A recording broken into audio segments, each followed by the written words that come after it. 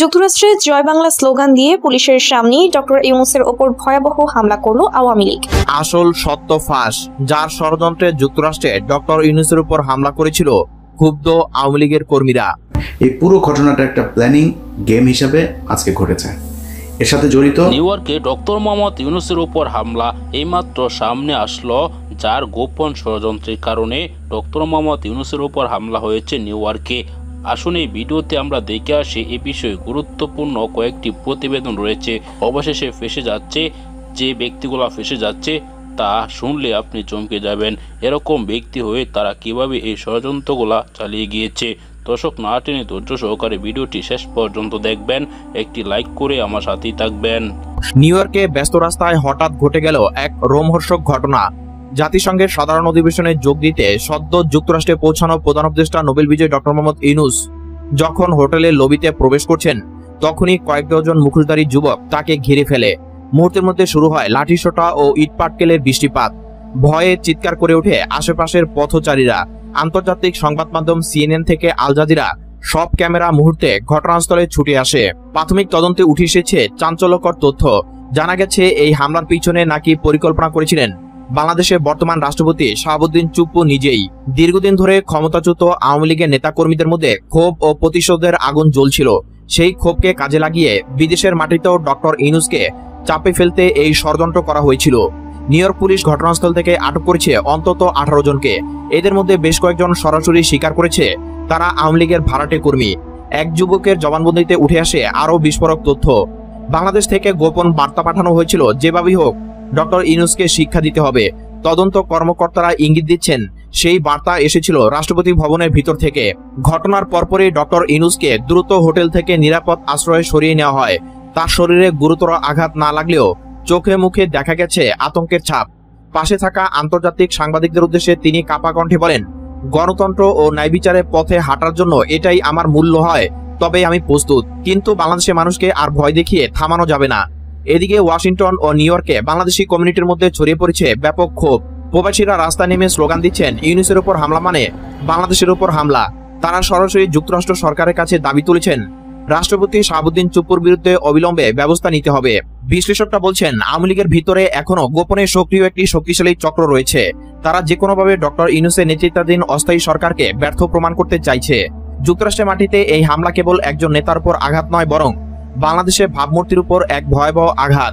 জাতিসংঘের মহাসচিব Antonio Guterres ইতিমধ্যে নিন্দা জানিয়েছেন। এক বিবৃতিতে তিনি বলেছেন, কোন জাতিসংঘ অধিবেশনে অংশ নিতে আসা নেতার উপর এ ধরনের হামলা আন্তর্জাতিক কূটনীতির জন্য লজ্জাজনক। হোয়াইট হাউস থেকে প্রতিক্রিয়া এসেছে। মার্কিন প্রেসিডেন্টের মুখপাত্র জানিয়েছেন, যুক্তরাষ্ট্রে যারা বিদেশি কূটনীতিক ও প্রতিনিধি হিসেবে প্রবেশ করেন তাদের নিরাপত্তা দেওয়া আমেরিকার দায়িত্ব। এই ঘটনায় কঠোর ব্যবস্থা নেওয়া হবে। বাংলাদেশের রাজনৈতিক অঙ্গনেও শুরু হয়েছে তীব্র প্রতিক্রিয়া। বিএনপি মহাসচিব মির্জা ফখরুল ইসলাম বলেছেন, শাহাবুদ্দিন চুপ্পুর ভূমিকা স্পষ্ট হয়ে গেছে। আওয়ামী লীগ এখনো দেশে বিদেশে সন্ত্রাসের রাজনীতি চালাচ্ছে। অপরদিকে জামাতে নেতারা একে বাংলাদেশের জনগণের বিরুদ্ধে রাষ্ট্রীয় ষড়যন্ত্র বলে আখ্যা দিয়েছেন। কিন্তু প্রশ্ন উঠছে, রাষ্ট্রপতি সরাসরি এর সঙ্গে কতটা যুক্ত? তদন্তের অগ্রগতি বলে দিচ্ছে এটি কোনো একক ঘটনা নয়, বরং একটি পূর্ণাঙ্গ পরিকল্পিত আক্রমণ। নিউ ইয়র্কে বাংলাদেশি দূতাবাসের ভিতরে কয়েকজন কর্মীর গোপন বৈঠকের তথ্য পাওয়া গেছে। ধারণা করা হচ্ছে এই বৈঠকে হামলার রূপরেখা তৈরি হয়েছিল। এই ঘটনার ফলে আন্তর্জাতিক অঙ্গনে বাংলাদেশের অবস্থান আরও জটিল হতে পারে। উন্নয়ন সহায়তা ও বৈদেশিক কূটনীতিতে যেই ইতিবাচক সাড়া ডক্টর ইউনূস সৃষ্টি করেছিলেন, সেটি এখন হুমকির মুখে পড়বে কিনা তা নিয়েও শঙ্কিত অর্থনীতিবিদরা। শেষমেশ যা দাঁড়াচ্ছে, ডক্টর ইউনূসের উপর এই হামলা শুধু রাজনৈতিক প্রতিহিংসা নয়, বরং বাংলাদেশের ভবিষ্যৎ রাজনীতির জন্য এক ভয়াবহ সতর্কবার্তা। রাষ্ট্রপতি শাহাবুদ্দিন চুপ্পুর নাম সরাসরি উঠে আসায় এখন দেশবাসীর চোখ তাকিয়ে আছে আন্তর্জাতিক আদালতে। এই পুরো ঘটনাটা একটা প্ল্যানিং গেম হিসাবে আজকে ঘটেছে। এর সাথে জড়িত পররাষ্ট্র মন্ত্রণালয়ের একজন কর্মকর্তা ডক্টর ইউনূসের সাথে এসছেন, হাসান জামান রাফি। এটার সাথে জড়িত লন্ডন থেকে যিনি এসেছেন আনোয়ার হোসেন খোকন। আজ থেকে 3 দিন আগে তাদের বৈঠক হয়েছে। সেই বৈঠকে এই যে আজকে যে এদেরকে এনসিপির ছেলেপেলেগুলোকে পেটানো হবে এইভাবে, এটা আরও বড় ধরনেরই করার তাদের প্ল্যান ছিল। এটা একটা গতকালকে একটা মিটিং হয়েছে। সেই মিটিংয়ের ব্যাপারে তাদের পরিকল্পনা হয়েছিল যে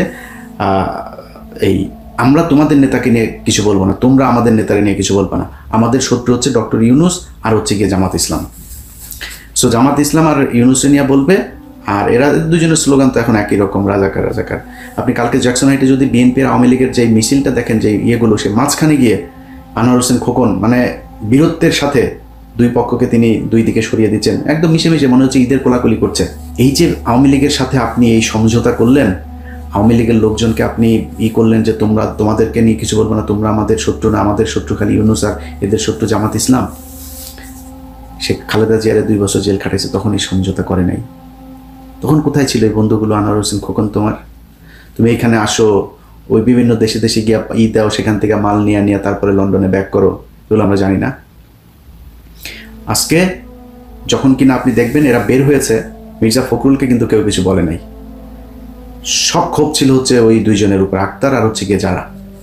পুরো এই বের হবে, কোন দিক দিয়ে বের হবে সব কিছু জানিয়ে দিয়েছে হচ্ছে এই হাসানাল রাফি, এই পররাষ্ট্র মন্ত্রণালয়ের যে কর্মকর্তা ডক্টর ইউনূসের বহরে এসেছেন তিনি।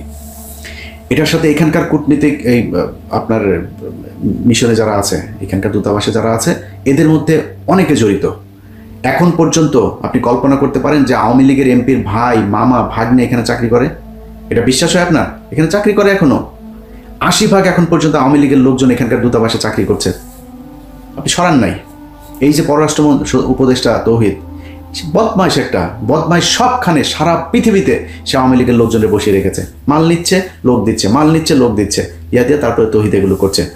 তো তৌহিদ মিয়া, তারপরে এই সরকারের যারা যারা আছে, কারা কারা চুরি করছে, কি করছে, এটা এখন যদি বলতে যাই তাহলে ডক্টর ইউনূসও চুরি করছে। ডক্টর ইউনূসের একটা ভাই, ভাতিজা, এরা বিভিন্নভাবে বিভিন্ন ধরনের সুযোগ সুবিধা নিচ্ছে। ডক্টর ইউনূস, আপনি দুদু খান, কিছুই বুঝেন না, আপনি একটা নিরীহ মানুষ, আহারে কিছু বুঝেন না, এগুলো আমরা চিনি, এগুলো সাদা চামড়া। বাংলাদেশের ইতিহাসের এই লজ্জাজনক ঘটনা কিন্তু আর কখনো ঘটেনি। একজন প্রধান উপদেষ্টাকে যেভাবে লাঞ্ছিত করেছে, একজন এনসিপি নেতার উপর যেভাবে হামলা করেছে, এ কিন্তু অবাক করার মতোই।